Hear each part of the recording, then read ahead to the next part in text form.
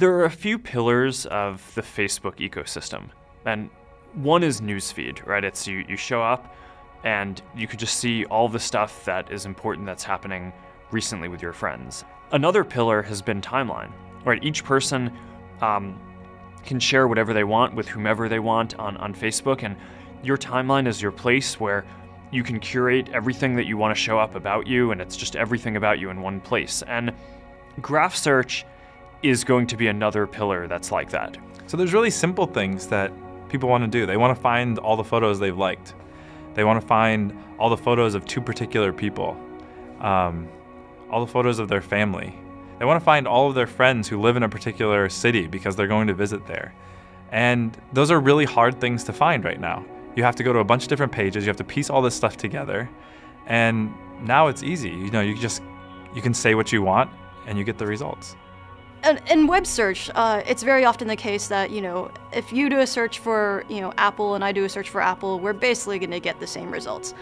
Maybe I'll get like slightly more technical results based on, Apple Computer, and maybe you might care about the fruit a little bit more, but they're not that different from each other. Whereas on Facebook, when you do the same searches, we get completely different sets of results because of the depth of personalization that we do.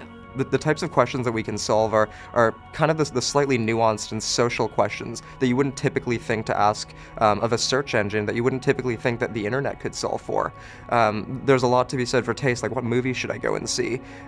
What bands might I like based on the friends that I have? Well, I had a toothache the other day, and so I'm relatively new to the area, so I didn't have a dentist, and looking up dentists that my friends liked was really awesome because I knew I was going to go to someone who knew what they were doing, which she did.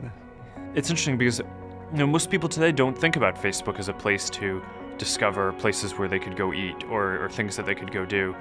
But with this product, I mean, it's so natural to be able to do that. In the past, Facebook has really been primarily about mapping out and staying in touch with and communicating with the people you already know in the real world. But now, we're building a product that can also be used to finding people you maybe should know, people who have common interests, people you want to work with. You can find friends of friends who have common interests, friends of friends who are interested in ballroom dancing or in running or hiking.